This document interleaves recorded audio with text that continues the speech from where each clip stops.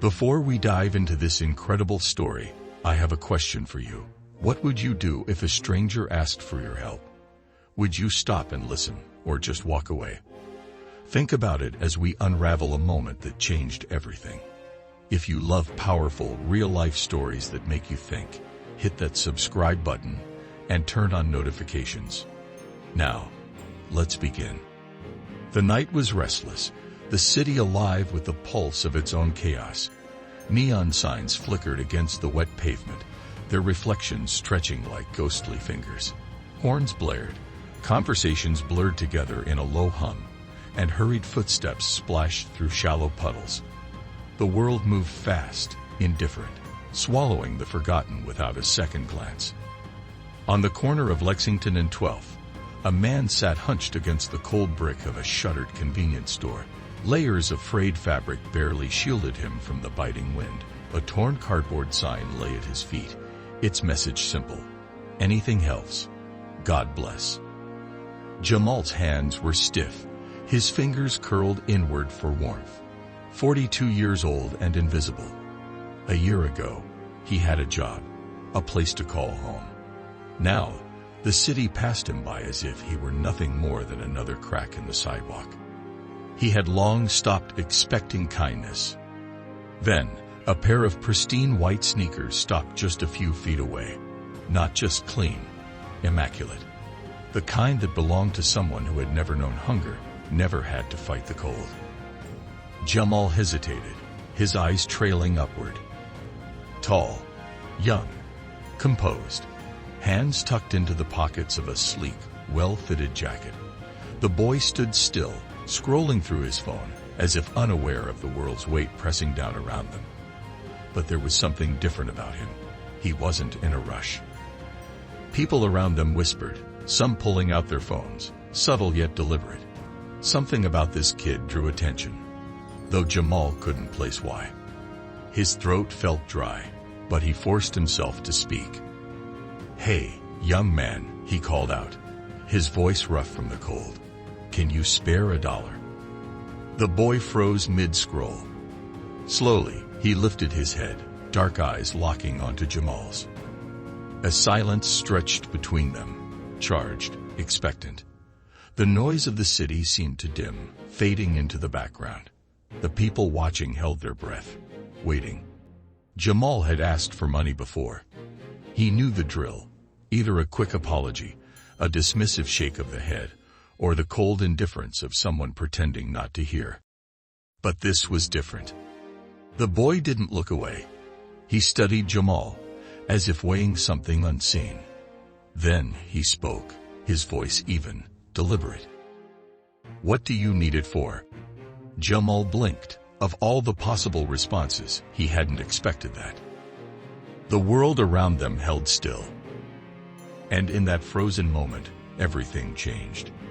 Jamal hesitated. His instinct told him to give a quick, easy answer, something that wouldn't invite more questions. But something about this boy made him pause. There was no condescension in his tone, no forced pity, just curiosity. Genuine, unfiltered curiosity. "A coffee," he said, rubbing his hands together for warmth. "Maybe a sandwich if I'm lucky." The boy nodded slightly, absorbing the response. He took a step closer, slipping his phone into his pocket, his attention now fully on Jamal. "And how long have you been out here?"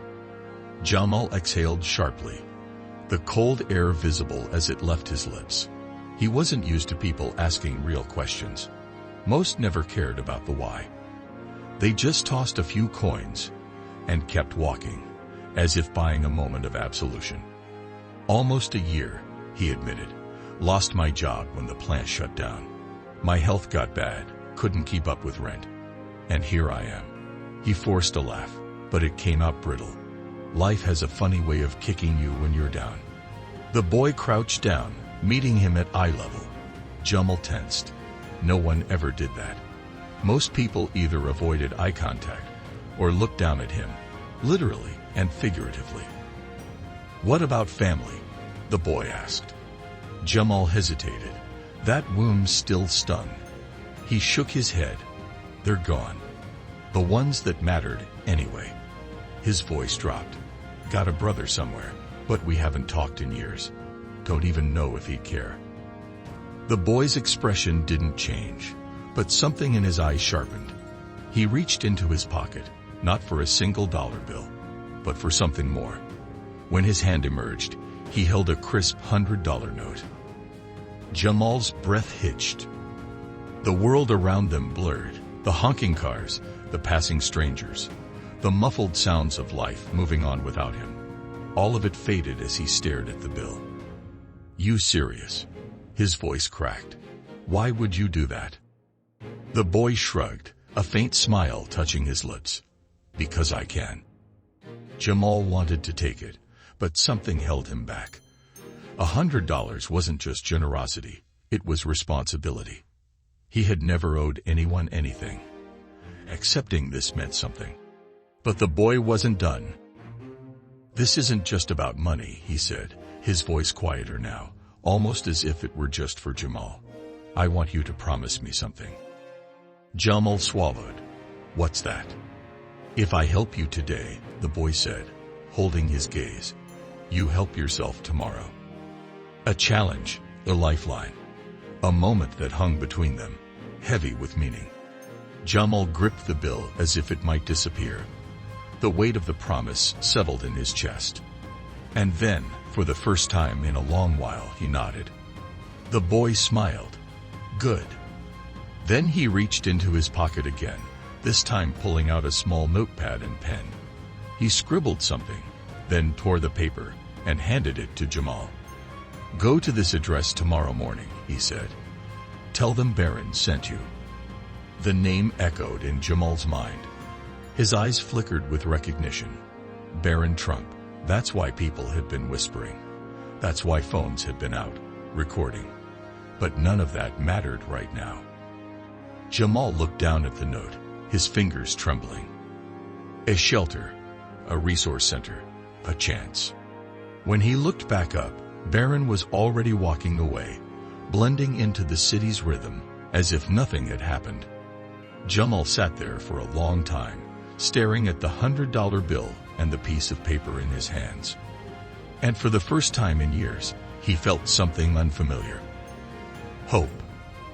Jamal stood outside the shelter the next morning, gripping the paper Barron had given him.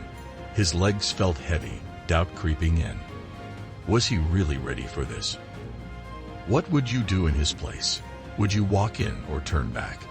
The building wasn't much, just a modest brick structure on a quiet street. But it felt heavier than anything he had faced before. Walking in meant more than accepting help. It meant admitting he needed it. His fingers traced the edges of the note as if confirming it was real. The $100 bill was still in his pocket, untouched. A part of him wanted to hold on to it forever, proof that yesterday had actually happened. But another part whispered that it wasn't just about the money. It was about the choice. Taking a deep breath, he pushed open the door. Warmth greeted him first, a stark contrast to the cold outside. The air smelled of coffee and something faintly sweet, like fresh bread. A middle-aged woman at the front desk glanced up from her papers, her eyes kind but assessing. How can I help you? She asked. Jamal hesitated, then slid the note across the counter. Barron sent me. Said I should come here. Her gaze flicked to the name scrawled on the paper. Then, a small smile. You must be Jamal. We've been expecting you. His stomach clenched, expecting him. She stood and gestured for him to follow. Come on, let's get you started. The next few hours passed in a blur. He met with a caseworker, a man named Elliot, who didn't judge when Jamal hesitated over his answers. He just listened. They set him up with a temporary bed, a shower, fresh clothes. A doctor's appointment was scheduled to check on his health, and for the first time in a long while, someone asked him what he wanted to do next. Not just today, not just tomorrow, but for the future. It was overwhelming and terrifying. By evening, he sat on the edge of a cot in the shelter's dormitory, staring at his hands. The past 24 hours had unraveled everything he had come to accept about his life. One conversation with a stranger, no, not a stranger anymore, had rewritten his path. And beyond these walls, something even bigger was happening. Across the internet, a video had begun to spread. People debated its meaning, arguing whether one act of kindness could truly spark change.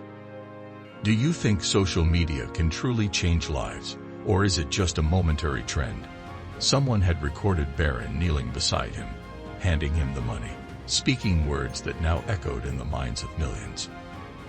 If I help you today, you help yourself tomorrow. The footage took over social media, news channels, talk shows. Headlines called it unexpected, inspiring, a rare moment of genuine compassion. Some saw it as a publicity stunt, others as proof that kindness still existed in places few expected. Jamal had no idea. He was too busy trying to hold himself together. That night, he lay awake, the weight of everything pressing down on him. His mind ran in circles. Doubt, fear, hope. Then, a voice interrupted his thoughts. Jamal. He turned toward the dormitory entrance. A figure stood in the doorway, backlit by the hallway light. Familiar, unmistakable. Jamal's breath caught. His mind raced. Was this a second chance, or just a reminder of everything he had lost? If you had lost contact with a family member for years, would you reach out first, or wait for them? Lamar. His brother stepped closer, his face unreadable. I saw the video. I didn't know things had gotten this bad. Jamal swallowed hard. Yeah, well, I didn't exactly make it easy to be found. A long pause. Then Lamar sighed, running a hand over his head. You should have called me. Would you have answered? Silence stretched between them. The kind that carried years of unspoken words, regrets, lost time. Then, finally, Lamar nodded. Yeah, he admitted. I would have. Jamal let out a breath he hadn't realized he was holding. The world outside might have been shifting, but in that moment, nothing mattered more than this. Family wasn't lost, not yet.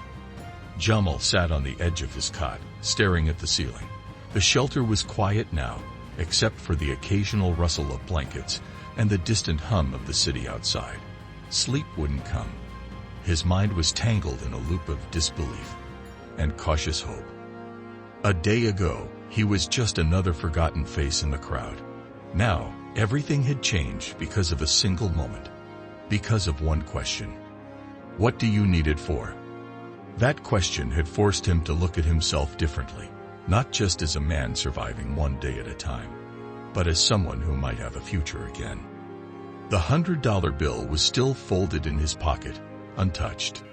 The paper with the shelter's address sat beside him on the cot, proof that the encounter with Barron Trump hadn't been a dream. What would you have done in his place? Would you have taken the money and walked away, or would you have chosen to step forward? A deep breath, then another. He needed to stop thinking and start moving. Pushing himself up, he ran a hand over his face. The morning would bring something new. Whether it was another letdown or a real chance, he didn't know. But for the first time in a long time, he was willing to find out. The following morning, Jamal found himself standing in front of a mirror in the shelter's bathroom. He barely recognized the man staring back. Clean clothes, a fresh shave. It wasn't much, but it made a difference. The shelter had kept its promise. A warm meal, a meeting with a counselor, a chance to enroll in a job training program. It felt surreal, as if stepping into someone else's life. And outside these walls, his story was no longer his alone. The video of his encounter with Barron had exploded across the internet. Millions had watched. Some saw inspiration. Others debated whether it was all a performance. But regardless of the opinions, one thing was certain: people were talking. Do you think social media has the power to change lives, or is it just another distraction? Jamal hadn't checked the video himself. He didn't need to. He was living its consequences firsthand. The shelter had received an overwhelming surge of donations. Calls poured in, people wanting to help, volunteers signing up, businesses offering jobs to those trying to get back on their feet. And then came the moment he never saw coming. "Hey Jamal, someone's here to see you." He turned. The staff member gestured toward the entrance. His breath caught in his throat. Standing just inside the doorway was a face he hadn't seen in years. His brother, Lamar. Jamal swallowed hard, his pulse hammering in his ears. He had pictured this moment before, but never like this. Never with Lamar standing here, looking at him with something between relief and regret. For a moment, neither of them spoke. Then finally, Lamar broke the silence. "I saw the video. I had no idea." Jamal clenched his fists, trying to steady himself. "Yeah, well, I didn't exactly leave a trail to follow." A pause. Then Lamar took a step forward. "You should have called." Jamal let out a bitter chuckle. "Would you have answered?" Lamar's jaw tightened, but then he sighed. Yeah, I would have." The weight of the years hung between them. The lost time, the words left unsaid. But standing here, in this moment, Jamal realized something. It wasn't too late. If you had the chance to reconnect with someone you lost, would you take it? Or would pride hold you back? Lamar shifted on his feet, glancing around the shelter before his gaze settled back on Jamal. "So, what now?" Jamal let out a slow breath. It was a fair question. A month ago, he wouldn't have had an answer. Maybe he would have shrugged it off, convinced himself that there was no point in hoping for more. But today felt different. "I don't know," he admitted, then cracked a small smile. "But for the first time, in a long time, I want to figure it out." Lamar nodded, studying him for a moment. Then, without another word, he reached into his pocket and pulled out a small piece of paper. He held it out between them. Jamal hesitated before taking it. An address. A phone number. "I'm staying here for now," Lamar said. "If you ever need me." The weight of that statement settled between them. A door was open, one that had been shut for too long. Would you take that step if you were in Jamal's shoes? Or would fear of the past hold you back? Jamal folded the paper carefully and tucked it into his pocket. "Thanks," he murmured. Lamar exhaled, as if he'd been holding something in. "You're not alone, man. Not anymore." Outside the shelter, the world continued to move. The story of Barron Trump and the homeless man had taken on a life of its own. The news cycle buzzed, debates sparked online, and people dissected every angle. Was it just a fleeting moment, or was it something bigger? But for Jamal, it wasn't about the headlines. It wasn't about the debates. It was about the fact that for the first time in years, he had a place to sleep, a path to follow, and a reason to believe in himself again. Meanwhile, Barron had remained silent. No interviews, no public statements. He had moved on, just as quietly as he had stopped that night to listen. And maybe that was the point. Real change doesn't come from being seen. It comes from what happens when no one is watching. Jamal sat on the shelter's front steps, watching the city move around him. He had spent so long feeling like he didn't belong, like he was just a shadow blending into the concrete. But now he felt something different. Hope. And maybe, just maybe, this was only the beginning. If a single moment could change a life, imagine what an entire movement could do. What would you have done in Barron's place? If you had the chance to lift someone up, would you take it? Drop your thoughts in the comments below. And if you want to hear more stories like this, don't forget to subscribe.